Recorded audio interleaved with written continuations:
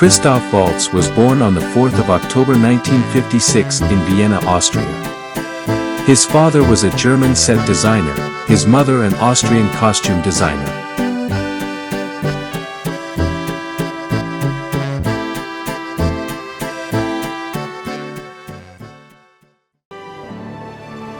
From the age of 10, he had a passion for opera, Taranto being his first. As a teenager, he would visit the opera twice a week and grew up wishing to be an opera singer.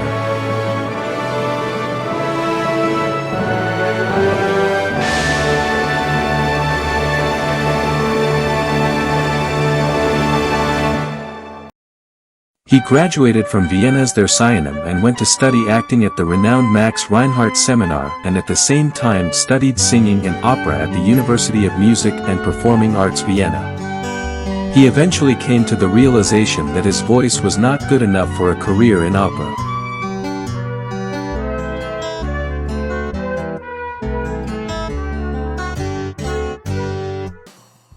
Now in his early 20s, Waltz traveled to New York City where he trained with Lee Strasberg and Stella Adler. He hoped that with the tuition he was receiving he would break into the Hollywood market, but that seemed unreachable. He returned to Europe and found work as a stage actor, which honed his skills for a later time. A time he could never have dreamed of. Waltz performed on stage in Zurich, Vienna, Salzburg, Cologne and Hamburg. He is one of the very few international film stars to begin a career in Austrian-German theaters. Waltz was determined that acting was his life going forward. He graduated from stage work to the small screen and became a prolific television actor in the years after 1977. You can tell by the sheer number of roles that he was very popular.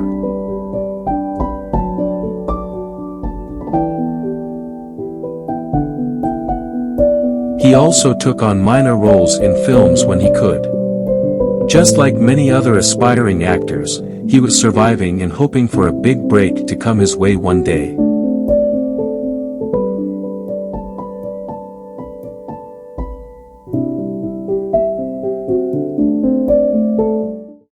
In 2009, Waltz was now 53, the American director Tarantino considered abandoning the film *Inglourious Basterds* because the search for someone to play Colonel Hans Landa seemed a role that was unplayable. This was likely due, in part, to the fact that the character needed to speak multiple languages, English, French, German, and Italian. However, after Christoph Waltz's audition, both Tarantino and Lawrence Bender, producer, agreed they had found the perfect actor for the part, and they were correct, as Waltz would go on to win the Oscar for Best Supporting Actor in this role. Christoph Waltz in *Inglourious Basterds*. This is the first Academy Award and nomination for Christoph Waltz.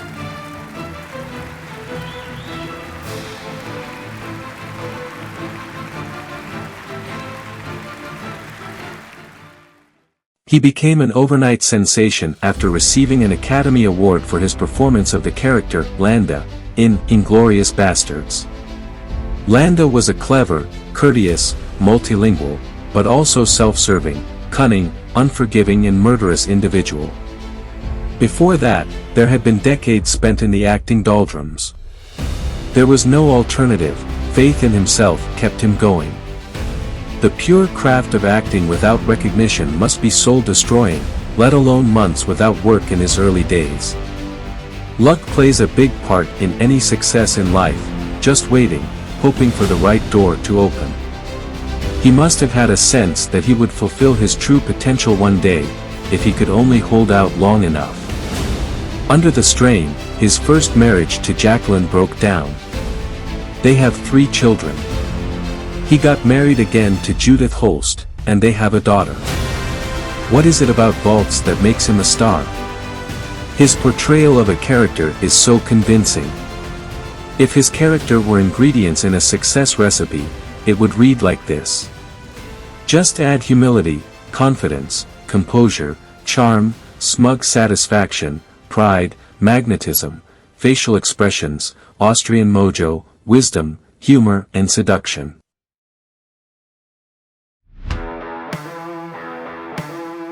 The Green Hornet followed, wherein Waltz plays a paranoid Russian gangster trying to organize a super mafia.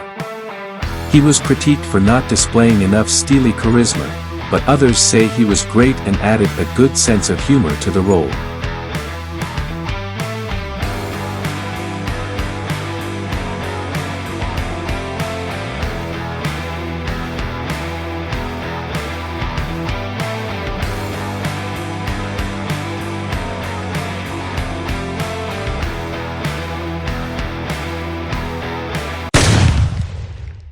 Waltz plays a circus owner in Water for Elephants, and is married to Reese Witherspoon. He is the hard-bitten taskmaster that keeps her, and everyone else in an iron grip.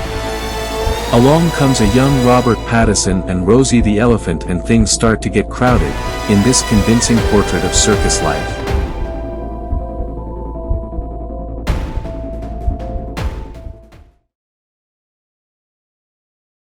Waltz plays Cardinal Richelieu, the main conniving antagonist in The Three Musketeers 2011, a swashbuckling cinematic pageant. Both Waltz and Mikkelsen play villains, and you kinda wish they would triumph, as they were by far the best actors in one of the most filmed stories of Western literature. In Carnage, a play adapted for the screen by Roman Polanski, two couples meet to cordially discuss and resolve issues over their 11-year-old son's school fight. It starts with polite chit-chat but soon escalates, and their teeth, claws and souls are laid bare. Each parent has their own personal issues that get revealed. Waltz is continually yakking on his phone during a group discussion. A captivating and enthralling film. Django Unchained is another incendiary masterpiece from Tarantino. Packed with comedy, bloody action, hell-bent revenge and a stellar cast, what more could you ask for? Waltz plays Dr. King Schultz and acts his way to another Academy Award for Best Supporting Actor. Quite an accomplishment and testimony to his sheer talent.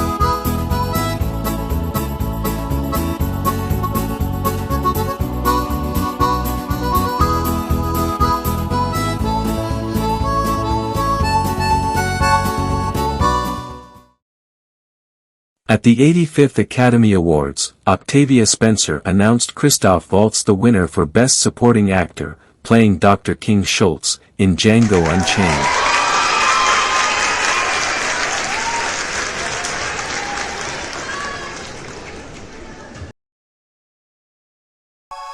A perplexing question, does life have meaning, and one that Waltz tries to solve in The Zero Theorem, a futuristic sci-fi drama directed by Terry Gilliam.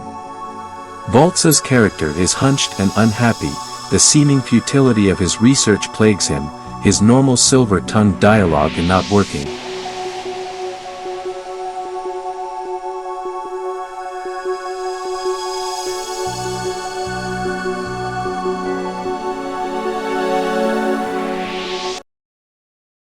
In Horrible Bosses 2, the plot has three guys kidnapping the son of a millionaire investor, Waltz, in order to blackmail him, out of revenge after he screws them over a business deal. There's a stellar cast present to help things along. You don't have the balls. Yeah, he does. He got big old balls. Big mouth, nothing behind it. A new misadventure ahead for all concerned. Based on a true story, in the movie Big Eyes, artist Walter Keane, Christoph Waltz, achieves unbelievable fame in the 1950s and 60s with portraits of saucer-eyed waifs credited to him.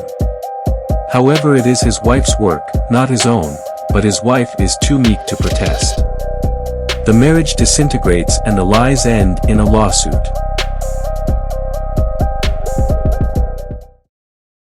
In the Bond film Spectre, Waltz is the villain Ernst Blofeld.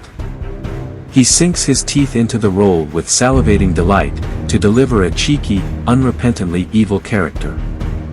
Set in immersive scene locations, he brings a streak of fruity menace to the role. All said, a great characterization and a fantastic performance. The author of all your pain.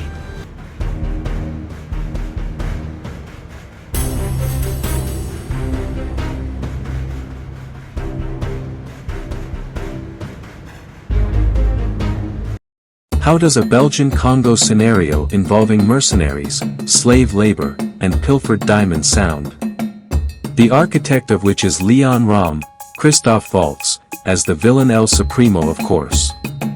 The movie is called The Legend of Tarzan, and guess who shows up to save the day, and his bride Margot Robbie, in the deepest, darkest spear-ridden jungle. In 17th century Amsterdam, a nobleman, Christoph Waltz, has forcibly married an orphan Sophia. It's an unhappy arrangement, but it saved her from poverty. Along comes a young portrait painter who she falls for, and you guessed it, risk-taking and consequences ahead.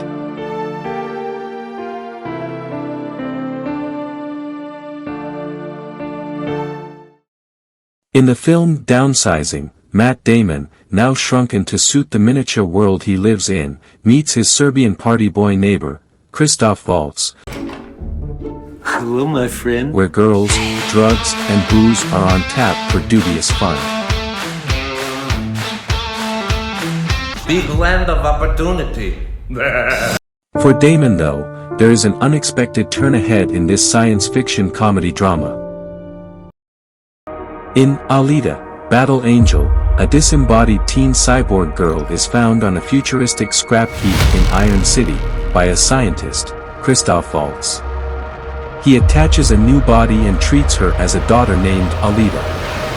Iron City is a not-so-nice city for a young cyborg, and Alita faces a steep learning curve in order to survive.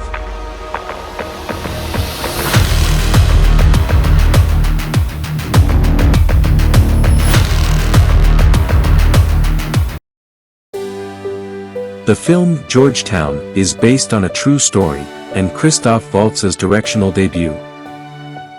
Raise your glasses. Waltz, a smooth-talking, ambitious social climber, marries Elsa, a woman 30 years older than him in a marriage of convenience. You reek of the grave.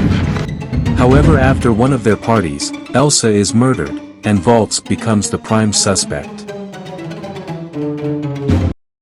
In the action series, Most Dangerous Game, a bankrupt Liam Hemsworth wakes up in hospital and is given a terminal diagnosis. He elects to participate in a deadly game, organized by Christoph Waltz.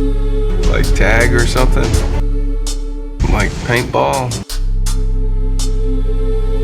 You'd want them to hunt me? The winner is richly rewarded, and using the analogy, you're going to die shortly anyway, what the heck? A hunt to kill. In No Time to Die, Bond's archenemy Ernst Blofeld, Christoph Waltz, is back. He's in prison, but he certainly can't be done yet, right? So what could he be doing from in there, and what nefarious, sadistic things does he have planned for James Bond and the rest of the world? I could save your life. My avenging angel, my chaser of lost causes.